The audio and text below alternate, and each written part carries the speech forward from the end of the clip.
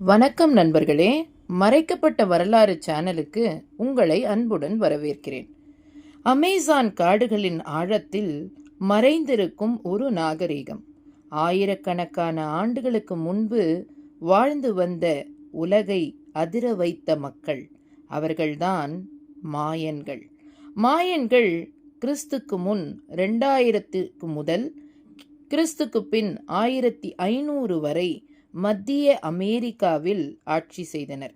அவர்கள் கட்டிய பிரமிடு கோவில்கள் இன்றும் மனிதனை வியக்க வைக்கின்றன. அவர்களின் வானியல் அறிவு நம்முடைய காலத்தையும் விட துல்லியமானது. அவர்கள் உருவாக்கிய கேலண்டர் உலகையே அதிர வைத்தது.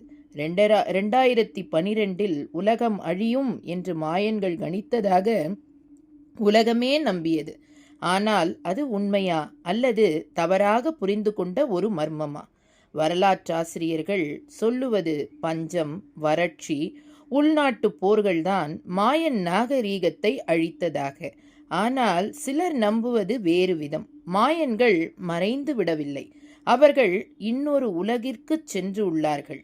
இன்று வரை மாயன் நாகரீகத்தின் வீழ்ச்சி வரலாற்றின் மிகப்பெரிய மர்மங்களில் ஒன்று. அவர்கள் விட்டு சென்ற பிரமிடுகள், கேலண்டர்கள், கோவில்கள், அவை அனைத்தும் இன்னும் சொல்லிக்கொண்டே இருக்கின்றன, எங்களை புரிந்து கொள்ளுங்கள் என்று.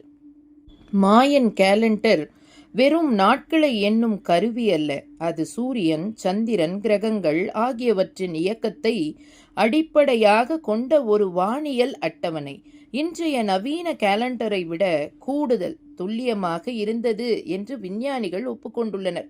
மாயன்கள் தங்கள் கேலண்டரை பயன்படுத்தி புது சந்திரன் எப்பொழுது வரும், விவசாயத்திற்கு எப்பொழுது விதையிட வேண்டும், எந்த நாளில் யாகம் நடத்த வேண்டும், எல்லாவற்றையும் கணித்து விட்டார்கள். மாயன் கேலண்டரை உலகம் முழுவதும் புகழ்பெறச் செய்தது ஒரே ஒரு தீர்க்க தரிசனம். 2012 டிசம்பர் 21 அன்று உலகம் அழியும் என்று அவர்கள் கணித்ததாக பரவியது. மக்கள் பயந்தனர், உலகம் முடிவுக்கு வரப்போகிறது என்று. ஆனால் உண்மையில் மாயன்கள் சொன்னது 2012 ஒரு சுழற்சி முடிவடைகிறது, அடுத்த சுழற்சி ஆரம்பிக்கிறது.